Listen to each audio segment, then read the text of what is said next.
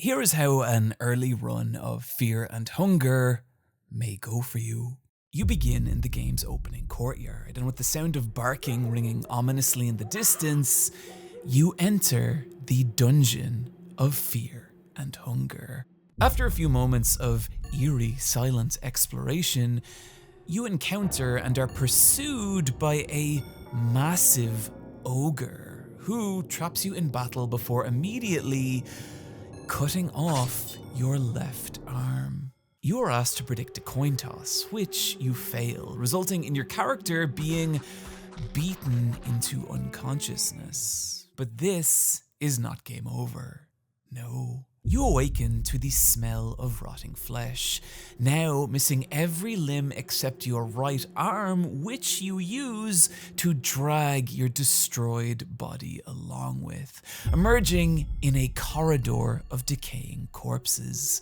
You scramble in the darkness for something, anything, and unfortunately for you, you find it. You have a bad feeling about this.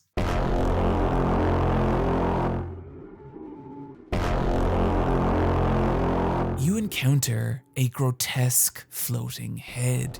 He laughs at you, he mocks you, he begins chanting, and suddenly, he is no longer what concerns you, because out of the darkness behind him, something is approaching. Some gigantic being is drawing closer and closer every turn. You attack, it does nothing. You beg, it does nothing. Finally, the creature looms over you. You are crushed with great pressure. The first time this happened to me, I thought, wow, f*** this broken game. I hate this. I would rather play literally anything else.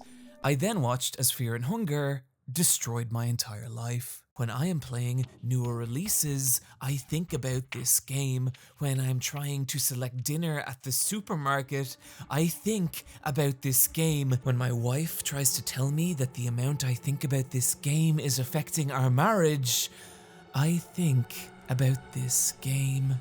I hate this game, and I love it. Fear and Hunger is this bizarre mishmash of different genres blended with some geniusly counterintuitive game design. But that only becomes obvious if you can push through the game's grueling opening hours, something a lot of people have not done. Fear and Hunger releasing in 2018, where outside a small, rabid fan base localized mainly in Russia and Eastern Europe, the game went largely unnoticed for nearly half a decade, until last October when I and other content creators began to notice it. But with barely 1,000 reviews on Steam, this still feels like a game languishing in obscurity.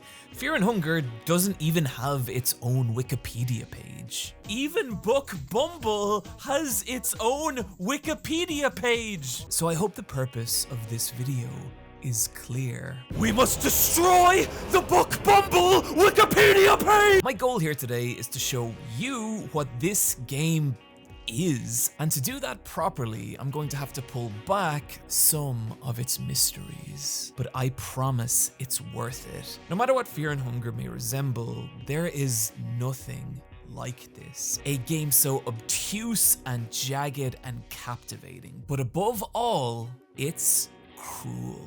And so to start, I'd like to explain exactly what I mean by that. Difficulty in modern game design has been broken down into two major categories: games that are challenging and games that are punishing. Games that are considered challenging are ones that require a high degree of skill in areas like decision making, pattern recognition, timing, strategy, etc. Think games like Ikaruga, Celeste, Devil May Cry, or competitive fighting games. Any game where the act of surviving or succeeding is considered hard. Punishing games, on the other hand, don't generate their difficulty by being difficult, but through the penalty that's inflicted on the player when they do fail. So take a game like Hades. If Hades let you indefinitely retry from where you died, I'd argue most people would beat it in an hour or two and probably not think about it again. But by punishing death through forcing the player to start from the beginning, this is how the game generates its difficulty, as well as letting it build its story and gameplay around that idea. Challenge is about your ability to overcome an obstacle, punishment is the penalty for when you fail. And a game can be hard by being either one of these things, but I would argue only becomes cruel by being both. And Fear and Hunger is the cruelest game I have ever played. The reason this is important is not difficulty for difficulty's sake, but the nightmarish and captivating experience Fear and Hunger shapes through that cruelty. A cruelty you can feel as soon as the game begins. Hey, I just want to say that because I have validation issues and seek approval through unreasonable means, I play the game on the harder terror and starvation difficulty. And if you want the experience I'm about to spend the rest of this video describing, I advise you do the same.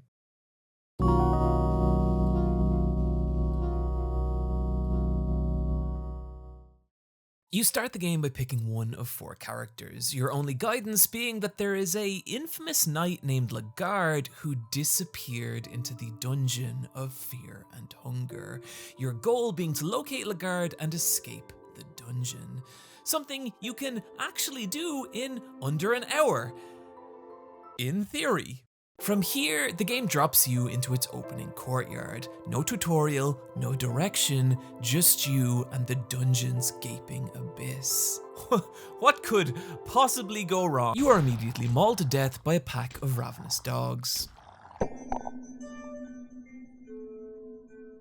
Hear that knocking sound? That is the sound that will greet you every time you die and are booted back to the game's opening menu. It is the sound of a failed run, of lost progress, and of having to start again. You will hear it a lot. Unless you're playing as anyone except Knight, who is objectively the best character in the game, the dogs are a nightmare that will shred your health in a couple of attacks and inflict multiple status effects, even initiating their own coin flip attack, which if you lose...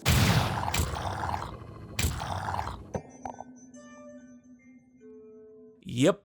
Soon, you will learn that fighting the dogs is not a reliable option. So what if instead you just escape into the castle, and you know, if you time it just right, there's this corner that the dog's AI will catch on, and hey, you've done it. You've found a reliable way to survive the dogs that you can now use in every playthrough moving forward. Oh god, no! What? Where's the... But how am I supposed to... No, piece of shit!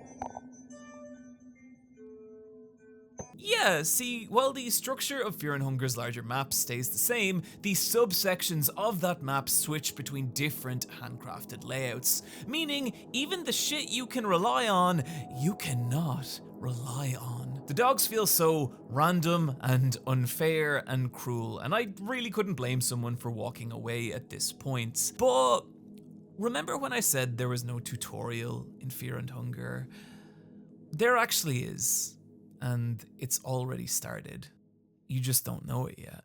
See, while the main entrance will nearly always result in a conflict with the dogs, there's actually this sneaky little side passage, and while it's nowhere near as inviting as the main gate, it leads down into a set of dark stairs that the dogs will not follow you down. And this is your reliable path forward.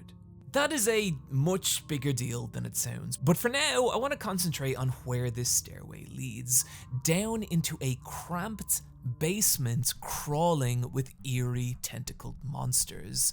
There's also this big door with a crow on it. I don't know what this is. It doesn't matter. Anyway, the octopi, whom the basement's tight corridors will force you into conflict with.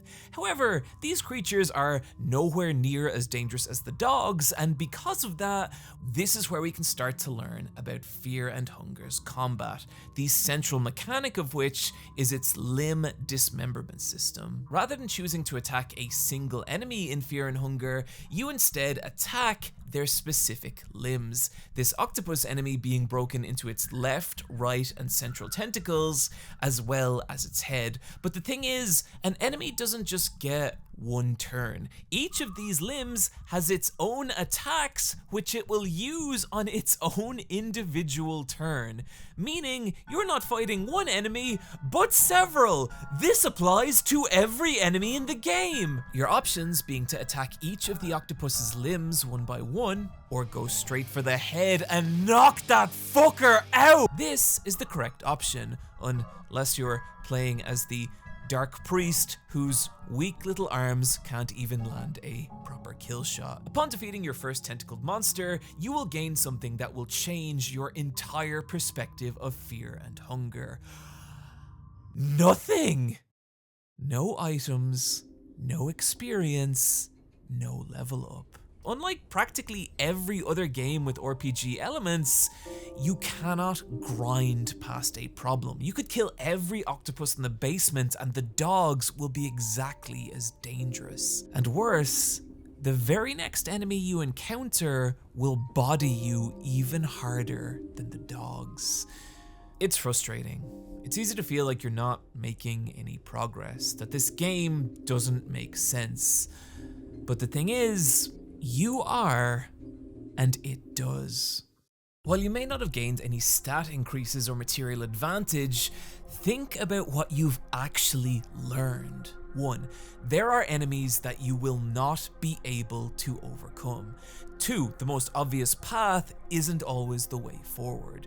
3. Headshots are the only reliable way to take down enemies. And 4. There is no inherent advantage in winning most battles. It might not sound like a lot, but these 4 lessons are how the game tutorializes you. They are the building blocks that will prepare you for the entire rest of the game. And now that you have them, you're ready to take on the game's first real challenge: the ogre problem. The guard, or ogre as I like to call them, because calling them guards feels like referring to Godzilla as a scaly little fella, are the most common enemy in Fear and Hunger, and your ability to meaningfully progress in this game is going to depend on whether or not you can overcome them. And that might sound easier than it is. See, like the octopi, one good non-Dark Priest blow to the head will result in a kill shot, but unlike the octopi, you have a very low chance of actually hitting an ogre's head. A chance you can increase by taking out both its legs and causing it to fall over, but it takes 3 whole turns to do this, during which time the ogre will be free to use his cleaver to cut off your arms, which means no weapons or shields for you for the rest of the game. And if that sounds like a major disadvantage, it is. But don't worry, it's nothing a little child sacrifice can't fix. The ogre's right arm can initiate a coin flip attack, which if you lose, well, we've seen where that leads. And on top of all this, we've also got this terms of service defying middle limb, which every turn has a chance to sting you for massive damage. Okay. Look, I like to believe that both me and my audience are mature enough to handle the mere mention of genitalia, which is why I feel comfortable stating, oh my god, there are so many dicks in Fear and Hunger. Ghost dicks, wall dicks, armored dicks, menu dicks, titties and vagines too. So much so that I had to do an extra editing pass on this video to cover them all up. And who knows, maybe I missed one. Maybe I left a sly little one in there on purpose. That's a joke. Or is it? There's no way to tell. This is the ogre problem. How do you prioritize which parts of him to attack without losing the majority of your health or limbs in the process? It's questions like that that the challenge of Fear and Hunger's combat comes from. And if you think that sounds difficult, oh buddy, oh my sweet little friend. So, how do you deal with ogres? Well, I like to do it like this.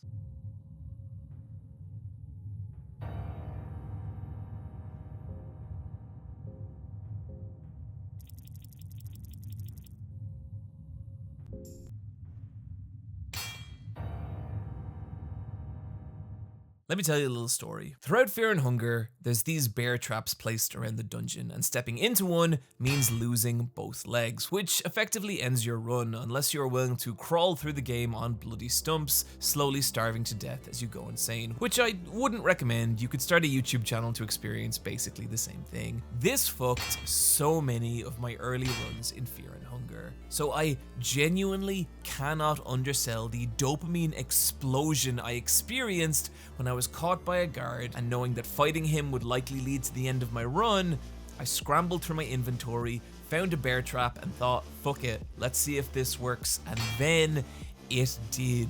The guard, now starting the battle with 2 damaged legs, meaning his head was vulnerable from the first turn. For this single moment, I felt like the smartest man on the planet, and it was amazing not only because the game's difficulty had forced me to think creatively under pressure, but because it led to a broader realization about Fear and Hunger. This game is not an RPG. It's an immersive sim. If you're unfamiliar, an immersive sim is a game where rather than asking you to engage with its world through one central system, think shooting in Doom, fighting in Street Fighter, or platforming in Mario, immersive sims present you with a variety of systems or options in how to approach a problem. And what I mean when I say Fear and Hunger is an immersive sim is that if you try to play this game like an RPG, you will get your face punched out through your ass.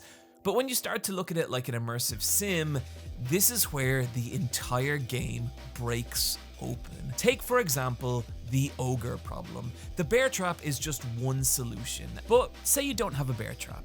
Another option might be to fling a red vial in its face, blinding it, making it way less likely to land those devastating attacks. We then have the 2 options we already mentioned, systematically cutting off the ogre's limbs, which can work if you have decent enough armor to soak up the ogre's lesser attacks, or just proving what a mad bastard you are to everyone and going straight for the head, which is risky, but if you have the accuracy raising eyeglasses equipped, it actually becomes a viable tactic.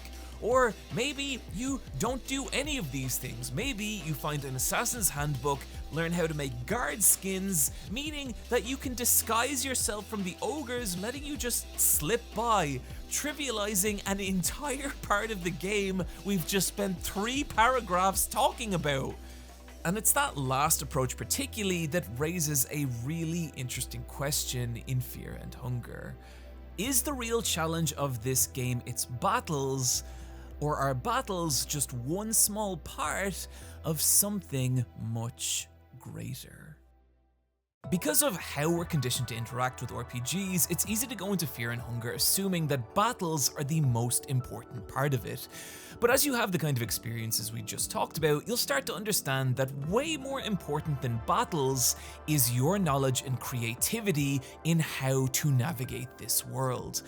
And for me, that revelation started with the bear trap, but it could have just as easily been when I realized that if you have a stick in your inventory when fighting those f***ing dogs, you can actually throw it for them and these lovable little puppers will get distracted, so you can just stab them to death. But the kicker is that you could have also used that stick to craft an ultra valuable torch item, which many areas are completely unnavigable. That is a word, I looked it up, without. So do you really want to spend a stick on this one encounter? Or do you want to save it for later in the game as the encroaching darkness begins driving your party insane. Do you really want to burn that red vial in the eyes of an ogre, or should you have avoided that fight altogether, saving the vial to burn through a locked door? These are the dilemmas that fear and hunger will constantly hit you with, even when saving your game, as to do so, you'll need to correctly guess a coin flip. A failure resulting in, well, some bad things. However, by holding shift, which the game does not tell you, you can actually spend a lucky coin to flip 2 coins instead of 1. But do you want to waste that coin on a game save, or hold on to it to use in a treasure chest for better loot, or to up your chances of surviving one of those agonizing instant kill attacks? The more you learn how valuable items actually are, moments like raiding the barrels in the opening courtyard become fucking enthralling as you calibrate and recalibrate your route through the dungeon with each new item. And the more you learn about these systems, the wider and more far-reaching those revelations become. For example, one of the game's major choke points are the mines, filled with dangerous boss monsters and particularly the ghosts which lie at the very end, which normal weaponry will not work on. And for me, learning to navigate the mines and the fact that the ghosts are vulnerable to cursed weapons felt huge. But then, 40 hours later, learning that there was actually a secret passage within a secret passage within a secret passage that just bypasses the mines completely, it is the closest I've ever felt to one of those galaxy brain expansion memes. And moments like this are what led to my realization that the real currency of fear and hunger is not stats or items or money, but knowledge, your understanding of what this world is and how to move through it. This renders an earlier statement of this video that of a foolish child. If you're playing as anyone except Knight, who is objectively the best class in the game, Knight is good. The combination of her armor granting her the highest starting defense, as well as her speccable ability Fast Attack, which once activated lets her make 2 actions per turn, means she can both soak up the damaging mistakes beginner players will make, as well as giving those players an extra turn to experiment and learn, which makes her a really solid starting option and objectively the best character in the game in combat. However, think of everything we've just talked about and how every advantage of Knight is linked exclusively to battles. In terms of navigating Fear and Hunger's world and interacting with it as an immersive sim, Knight has no advantages at all. Now, compare that to Mercenary, a character who, stats-wise, is far weaker than Knight. However, not only can his lock-picking ability allow him to bypass any lock in the game, saving those red vials for flinging in the eyes of people who disagree with you about anime, but he can also be specced with the ability Escape Plan, giving him a much higher likelihood of successfully escaping battles, as well as the ability Dash, which lets him move at double speed. In any other RPG, the combination of these 2 abilities would be a convenience, but in Fear and Hunger, they are game-changing, as you will now be able to outrun most enemies and escape easily even in the off chance they catch you, trivializing both the opening dogs as well as the 30-minute time limit you have if you want to reach Lagarde alive. Meaning, if you know what you're doing, you can hit credits on this game without engaging in a single battle. So then, Knight is the best character, asterisk, in combat, second asterisk, at the beginning of the game, because you see, the Outlander, who can also be specced with Dash, has the highest base attack, letting him hit like a goddamn meteorite, as well as occasionally breaking locked doors, saving on those ultra valuable small keys. But can also be specced with the skill Devour, which lets him eat defeated foes, practically eliminating his hunger mechanic from Fear and Hunger. And while his starting defense is low, equipping him with the superior armor you're likely to find over the course of the game will eventually make him just as durable as Knight, as well as a late game item that will let him move twice per turn, meaning if you can struggle through a particularly brutal early game, you'll be left with a character with all the advantages of Knight, but who can move at double speed, hit harder, and with much easier hunger management.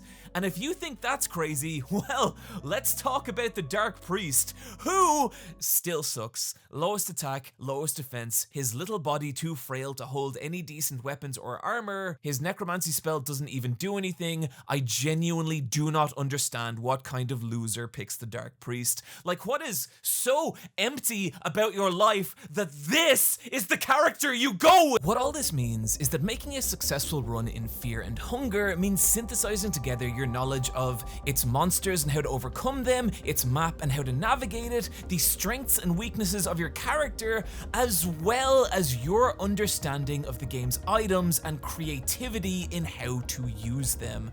But the maddening twist with that last one is that 99% of items in Fear and Hunger are randomized. You don't even know what items you're going to pull from a specific barrel or crate, meaning you don't even know what tool set you're going to be approaching these obstacles with, or what resources you're going to be able to fall back on. And that's a problem, because the longer a run in Fear and Hunger lasts, the more difficult the mere act of just keeping your party alive and sane becomes. Each character has both a hunger and mind gauge that will constantly drain over time, and letting either drop below 50% can have disastrous effects on your run, as characters suffer mental breakdowns and usually winnable battles become party-wiping massacres. A full party meaning you have 8 different gauges that will be constantly draining your supply of food and sedatives, and that's alongside the healing items you'll need to recover from the inevitable damage you will take, as well as the constant supply of torches you'll need to maintain. Failure to do so in the wrong area, meaning you'll be left scrambling in the pitch black darkness, no idea where to go or what to do as you leak sanity. And again, you could just start a YouTube channel to experience the exact same thing. This is all on top of the 30-minute time limit you have to reach Lagarde, as well as the multitude of different status effects that you'll need specific items to cure. And what this all means is that each new step down into the dungeon of Fear and Hunger becomes this anxiety-inducing nightmare that made me realize something. Fear and Hunger is not just an immersive sim. It's also a survival horror. The way survival horror games, horror you is through 2 steps. The first is the steady chokehold they place on your resources, creating this ever-looming threat that you will encounter something that you do not have the health, bullets, or sanity to overcome.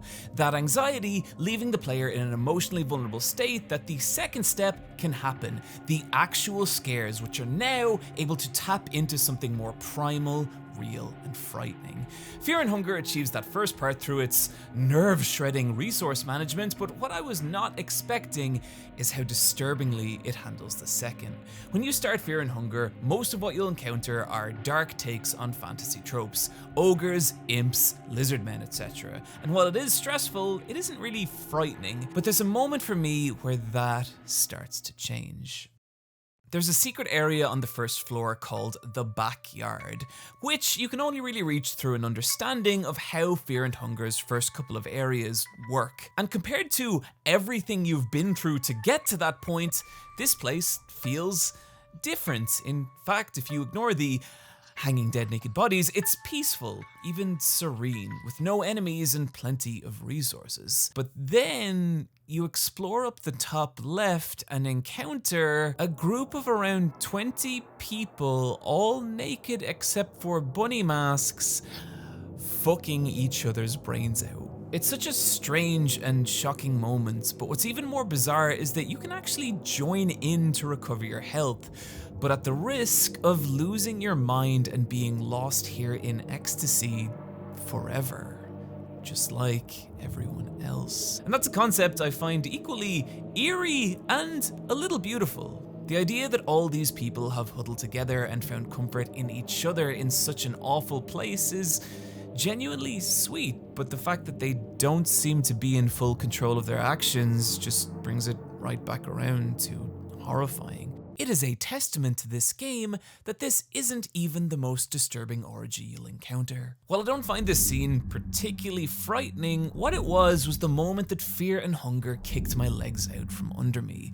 Up until this point, I thought I understood what this game was and was willing to present me with, but now that sense fell away. And what this left was just this creeping sense that I had no idea what was waiting for me past this point. And that feeling never stopped. The further down the dungeon you go, the more the nature and reality of this place begin to invert in on themselves, as the creatures you encounter begin to distort and separate from any established fantasy idea or conventional norm. Like a later enemy that looks like a pregnant mannequin, only for the baby to fall out of it onto the floor in front of you and turn by turn, slowly crawl to its feet and raise its knife. And I don't even know what to fucking say about the harvest men, which don't even attack, they just stand there, reaching their long limbs out and caressing you.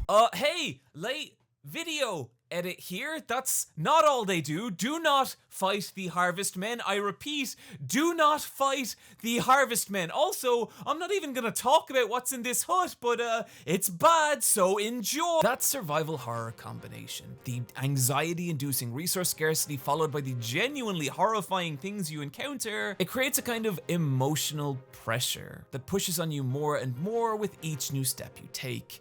And where the game elevates that pressure into straight up dread is with some fucking amazing atmosphere through sound design.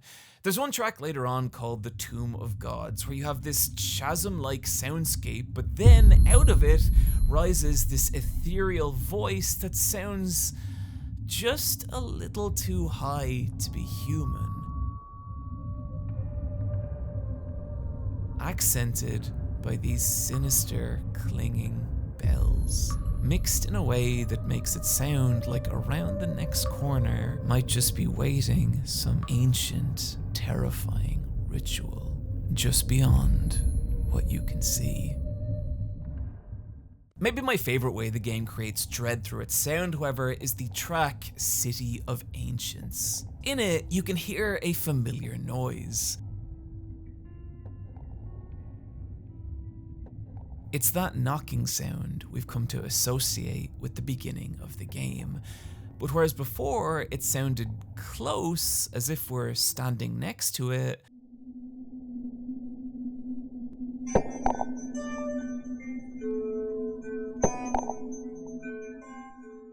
now it sounds distant.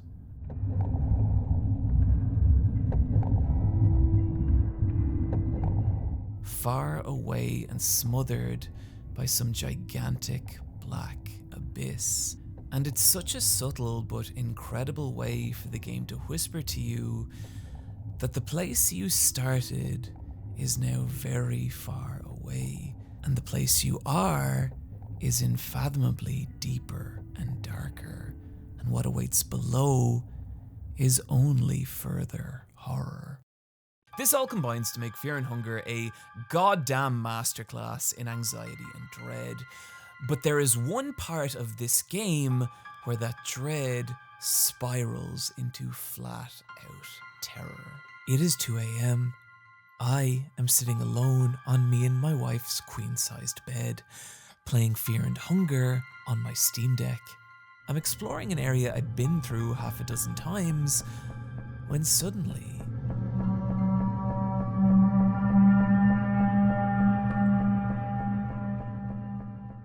I'd seen this message before, and by now assumed it was just the game trying to fuck with me. I ignore it and go about my business when, hey, wait, I've never seen that enemy before. What is that? Oh, okay. Oh, Jesus. Oh, sweet Jesus. Oh God, what is happening? Oh my God. This run-devouring monstrosity is the Crow Mauler, a creature who takes inspiration very directly from Silent Hill 2's Pyramid Head. In fact, there's a lot of references in Fear and Hunger, which I don't really get anything out of, but depending on how much you enjoyed the Super Mario movie, you might. Pyramid Head was, in concept at least, a stalker enemy, a dangerous, near indestructible creature that pursues the player through the game. And I love stalker enemies. The concept of something that barely obeys the rules of this world while hunting you through it is so captivating and terrifying. However, that terror can quickly turn to goofy irritation if a stalker isn't sufficiently challenging or punishing. This is not a concern you will have with the Crow Mauler. At any point during a battle, he can launch one of several game-derailing attacks. He can use his maul to smash the bones of your party, leaving them permanently debuffed. He can rip out their eyes, causing them to go blind. Pray this does not happen to your main character. And most frighteningly of all, his peck attack will, without a coin toss, kill one of your party members. Encounters with the Crow Mauler are nightmares, massacres in which you and your party hobble away from, beaten, broken, and drained of resources. And while you can avoid him, he has a tendency to burst through a wall and attack you at the worst possible time. And it's in those moments you can feel your meticulously planned, hard-fought run teetering on the edge of oblivion. The Crow Mauler works because he is maybe the purest distillation of Fear and Hunger's cruelty. And it is that cruelty that makes this game what it is. There's even multiple points where the game will just kill you outright for selecting the wrong option, like asking you, do you want to climb down a toilet? And if you do, you don't even get a game over, you're just trapped there forever. The lesson being, don't do that, stupid. And in any other game, this would just feel cheap. But in Fear and Hunger, it's just part of the cruel core that is this game. Death is always a lesson. And when I started, this all felt so random and pointless and unfair, but the more I played the game, the more I'd hit these points and find myself going back over the choices that had led me there, picking apart what I could have done different, learning from it, and then excited to reapply that knowledge in my next run. That loop is maddeningly addictive. Learning how to engage with Fear and Hunger's world in the way that it's asking you to, that is the true challenge of this game, and it is fucking enthralling. Recently, I started to learn piano, and as I've mentioned before, I get up several mornings a week and cycle through the freezing Dublin air where I learn to pretend murder people in jiu-jitsu.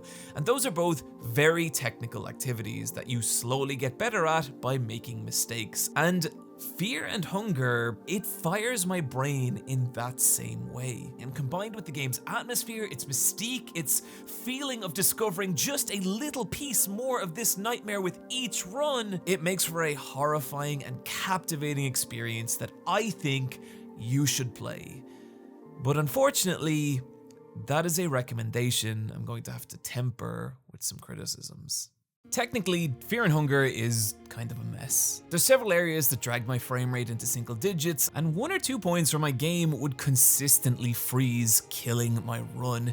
If you don't understand what Fear and Hunger is, it's easy to believe that the game is unfair and random, but these crashes show what actual random unfairness looks like, and it fucking sucks.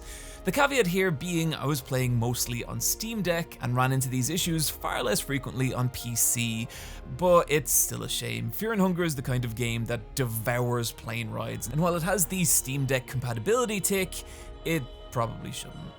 I can let this go because Fear and Hunger is made by mostly one person, which is a fucking achievement, but my 2 other issues are less excusable. There's an area in the game where you discover a tribe of cave dwellers, and it's just a straight up terrible depiction of indigenous people. I'm guessing this was an idea brought in with all the other Lovecraftian influences, but I think we could safely just leave this shit behind. And if you need me to explain why, you make me tired and I don't want to talk to you. The other issue I'm going to have to be a little more careful about unless I want to piss off YouTube. Again, there's a couple of enemies in Fear and Hunger where losing to them may trigger a cutscene where your character is assaulted. Now look, I ain't no prude, I like the dicks. Discovering the sex party is one of my favorite moments of this game, but this kind of stuff is heavy for people, so if you're going to include it, I think it's important that it adds something of actual value. Take Berserk. If you remove the elements of assault from this story, it fundamentally changes several of its main characters, as well as undermining Berserk's core themes of a person's capacity to heal and finding peace in a traumatic world. In Fear and Hunger though, it's just there. I understand the logic, this is a cruel game and it's depicting a cruel act, but in practice it just feels goofy. And is that worth alienating the people who would otherwise play this game, as well as keeping Fear and Hunger off streaming platforms like Twitch? I don't think it is, and I say all this as someone who's not upset by depictions of assault in media. I just think if you're going to include it, you'd need to consider how and why, and I don't think this game has done that. Fortunately, during the creation of this video, someone actually released a mod that cuts out all the more sensitive content, which, oh boy, would have been handy to have a month ago. But what it means is that anyone can now play it, as well as the game being fully streamable. And stream it I shall over on twitch.tv/SuperEyePatchWolf this Friday at 1 PM EST. And that excites me greatly, because when Fear and Hunger spins together in just the right way, the emergent narratives it creates are the stuff of pure streaming gold. And it is one of those narratives that I want to end this video on. But before I do, I just want to acknowledge that if you feel like this video has maybe pulled back a few too many of Fear and Hunger's mysteries, its sequel, Fear and Hunger Termina, actually released at the end of last year. So here is an entire other bigger game built with the same design ethos for you to just discover for yourself. Now, here is my journey through Fear and Hunger. Against my better judgment, and because I've never really gotten over Casca, I started with the Knight, taking advantage of her strong early game, rolling good enough items that let me save the mercenary from the prison as well as the weird dog from the cave, recruiting both and battling my way through the game's lower floors. And as I did, something started to dawn on me. I knew which fights to take, I knew which to avoid. Every death, every lesson from previous runs was now materializing in this meticulously laid out plan that was now spinning together into a combination of good fortune and execution that honestly was mildly euphoric, as I started to feel like, oh my god, I'm actually doing it. I'm actually going to make it. But there was also something else, dread, knowing that one wrong decision or mistimed button press could drag it all crumbling down. My hands were beginning to cramp. I could feel the sweat on my controller as I approached Lagarde's cell with mere moments left on the clock. I was going to do it. The end was finally, oh god, oh Jesus, no! And still I managed to rescue Lagarde, adrenaline pounding through me as I shot back up through the dungeon's floors, trying to remember what enemies I'd left alive and where, scrambling through its corridors, tense and terrified as the Crow Mauler never felt more than a few steps away, until finally we reached the game's opening courtyard, my party beaten and broken and missing limbs, but alive. We had made it, and I felt genuine happiness for them. Both they and I had escaped the dungeon of Fear and Hunger. I had beaten the game. Only, why did Lagarde go back? What was that weird moment after you rescue him where he glances up a hallway that we don't need to go down? Well, it didn't matter. What matters is I was now free. My life was mine again to enjoy the sun and the grass and the supermarket. Maybe if I cook a delicious enough meal, my wife will come back.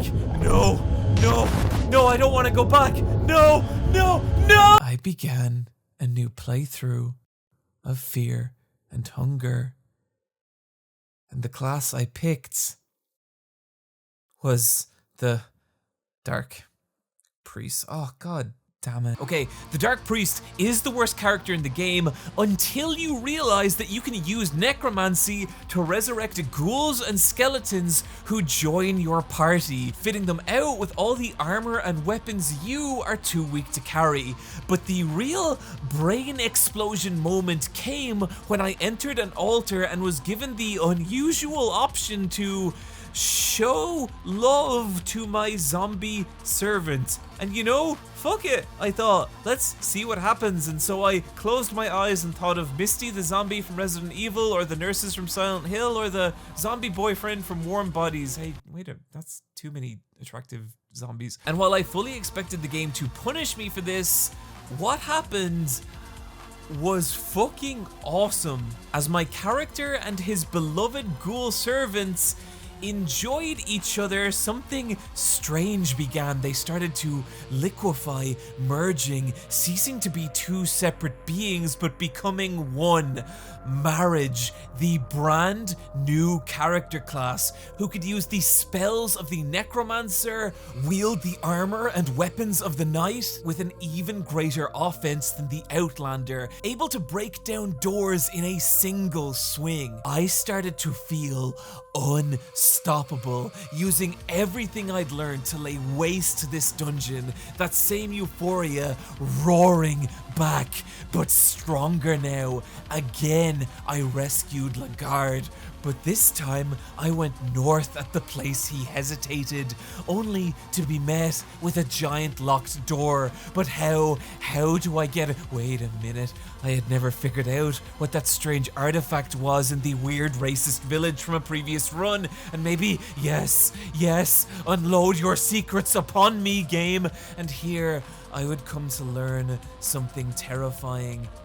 This was Fear and Hunger's halfway point.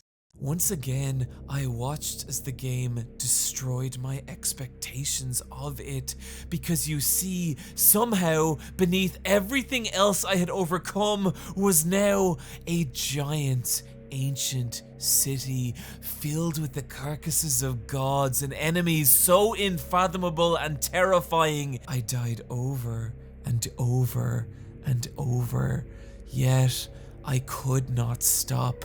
Over and over, I hurled myself against this place, but it was never enough. My party was not strong enough. I became obsessed, crawling through my memories of this game, desperate for something, anything. And that's when I remembered that door in the basement at the beginning of the game. What had it said? What type of key did I need? Oh Jesus! Oh God, no! Not that! Anything but that! Anything but him! After many hours of experimenting, I defeated the Crow Mauler. I claimed my prize of the miasma sword, a blade so powerful that it threatened to drive my party insane. And still, its power was not enough. Still, the game rejected me, and that's when it happened. See, remember that floating head encounter at the beginning of the game? This is Nashra, and I developed quite a fascination for him. Whenever I'd get the Gore Corridor cutscene, I'd return to him, trying to glean what little information I could before being crushed to death. But that's when I discovered that by carrying the Cube of the Depths as well as the Eclipse Talisman obtained by talking to the Eastern Priests, Nashra can join your party. And so with him, combined with the strength of the miasma sword, combined with the strength of marriage, I smashed my way through to the end game. I lay siege to the ancient city, decapitating its gods, emptying it of its secrets, until I stood before the throne of ascension, facing its final god in one last terrible battle where all my party members were killed, and me, without healing items and only 2 HP remaining, I struck the final blow. I sat upon the throne of ascension. I had done it. I had beaten fear and the game was not over. I was transported to some ancient, primordial, and terrifying place, haunted by things beyond human experience. I stumbled blindly and in fear. Once again, the game reduced me to a small, terrified coward. This playthrough had lasted nearly 3 hours. I was exhausted, but surely just a little more and I could be free of this awful place.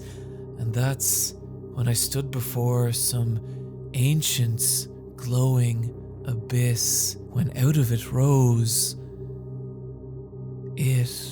some impossible eldritch being, older than time, older than space, more powerful than both. And I knew this was it.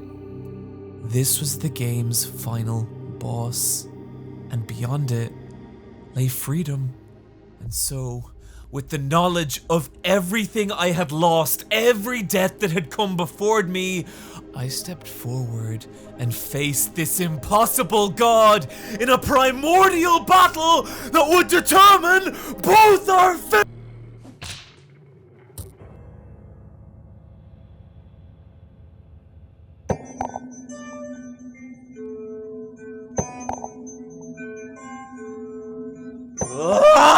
So, why put yourself through this?